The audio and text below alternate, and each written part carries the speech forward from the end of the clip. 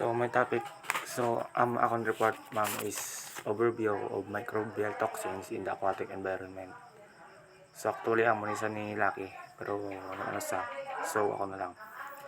Microbial toxin in the aquatic environment are naturally occurring toxin compounds produced by microorganisms like bacteria, algae, particularly cyanobacteria and fungi, which can significantly impact aquatic ecosystem and human health by causing harm to various aquatic organisms when present in significant concentrations, often arising from issues like nutrient pollution, leading to harmful algal blooms. So, ang microbial toxins ay sa mga hilo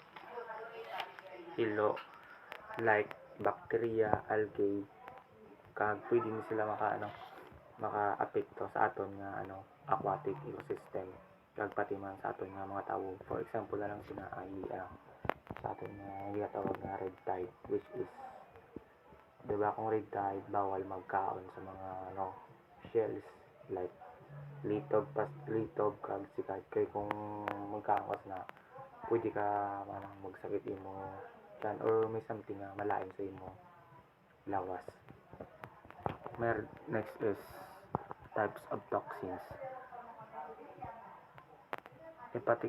Hepatotoxins damage tissue including micro and nodular. Tapos neurotoxins affect the nervous system like anatoxin, and cytotoxin cause damage in death, and dermatoxins irritate skin upon contact. So next is impact on aquatic ecosystem. First is fish kills. Toxin can directly harm fish populations, leading to mass die-off. So ang fish kills, if napatay ang isda tungkol sa bacteria or sakit, pwede ni sa makaguba sa mga population sang isda kag may tendency nga mapatay sila. So example kita nga tawo, ibutang ta nga kita nga isda. For example, ang isa ka tawo may sakit sa, like example labi sa COVID, dati sa COVID, di ba ina nga example labi COVID, tapos may sakit nga tawo, kag kumapatay na dabi nga tawo, pwede sa maglaton ang sakit nga COVID sa iba nga tawo, kag pwede maguba ang population. Amo na sa dire sa isda, pwede man na ang dire sa isda mayara man sila nga sakit kag bacteria nga kung mapatay sila, malap na naman ilang mga population. Next is disruption of food web. Impacts on zooplankton and other aquatic organisms that feed on algae, affecting the entire food chain. So ang disruption of food web, ang mga zooplankton or animals kag iban pa nga mga aquatic organism na nagakaon sa algae or bacteria, makaapekto ni sila sa bilog nga food chain. Next is reduce water quality. Blooms can cause discoloration and reduce oxygen levels in the water. So ang blooms ay pwede ni sa magdulot sa oxygen sa tubig.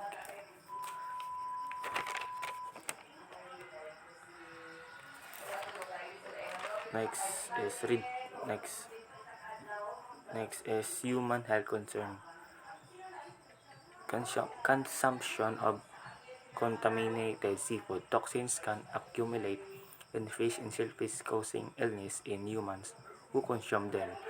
So ang consumption of contaminated seafood, so pwede matipon ang mga hilo sa isda and shellfish nga naga-cause sang sakit sa mga tao sa naga-consume them. Sa naga-consume or nagakaon man sila. Kang mga mga hilo ang mga hilo nga ara sa isda, kay di ba ang ibang isda may ara mga hilo. Kag kung ang kan una sang tawo pwede makapalayan sa ila lawas or may tendency nga may mabatyagan sila nga something or sa ila lawas. Next is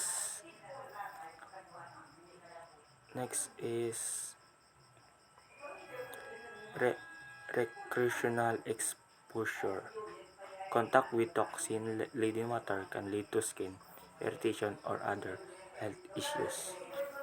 So ang recreational exposure, ang tubig if may ara nasasang lason tapos maligo ada pwede ka makatlan sa panit or other health issue. So if limbawa maligo ka sa inyo bubon tapos nga tubig may ara halimbawa na lang sa baybay, if maligo ka sa baybay tapos may hilo na katabi, pwede ka makatlan sa lawas mo or biskan ano pang mga issue sa imo lawas ng matabo. Next is red tide.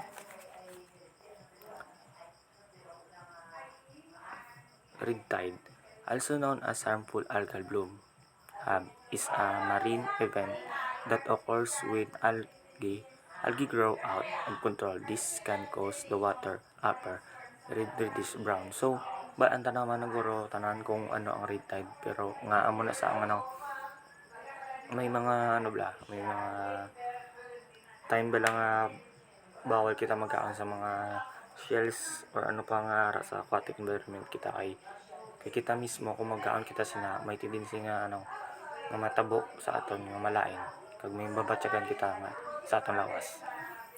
So diri naman kita sa cause of red tide. Warm water higher.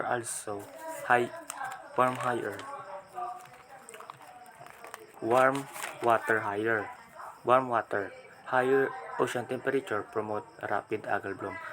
So ang warm water, ang taas nga temperature sang baybay or sang tubig sa baybay, gadako man ang mga algal. So kung taas ko ng temperature sang tubig, gadako man ko ng ang algal. Bali kasabay sila kung ang lagan sang temperature sang tubig. Next is high nutrients content in the water lead can explosive growth. Next is low salinity. Low salinity levels can promote red tide. So ang nubo ko nga percent sang kaasin maga-cause ni sa sang red tide, sang red blooms. Red tide or red blooms. Next is calm seas. Calm seas can promote red tide blooms. So ang pag-aya ay isang tubig o pagbalik-balik sang tubig sa dalom kag sa nubo nga kung ang kalma lamla sang tubig lamla makakos man sila sang red tide blooms. Next is rain followed by sunny weather.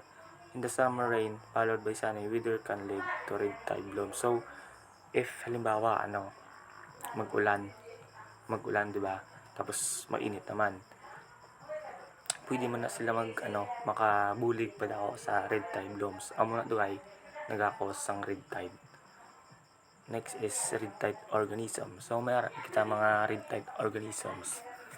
Muna siya ang Carina brevis, a well-known species of algae that cause red tide in Florida and Texas.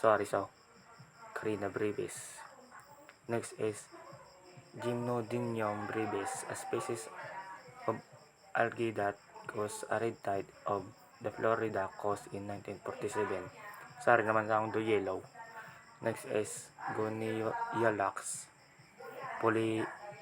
polyhedra, a species of algae that has caused red tides of California and Portuguese coast. So sa California naman siya yara ikalas.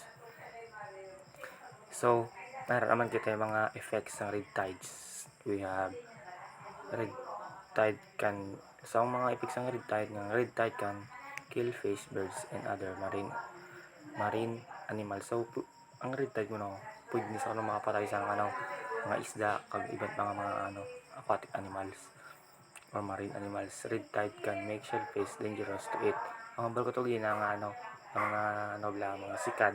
Kung kanon mo na kuno, pwede nga matindi siya nga sakit imo tiyan or may iba nga mabatyagan kang health issue kung kanon mo na ang ina nga shell during red tide time. Red tide can irritate the eyes and the respiratory system. So, makaapit ni sa sa respiratory kung sa mata. People with serious respiratory conditions such as asthma may experience more severe symptoms. So kung red tide tapos nagkaon ka sang sang shell nga red tide time kag kung may ara ka sakit nga asthma or hapo, mas guro mas lalai mo pagka ang epekto mo sang ina nga hilo. So ma'am, thank you.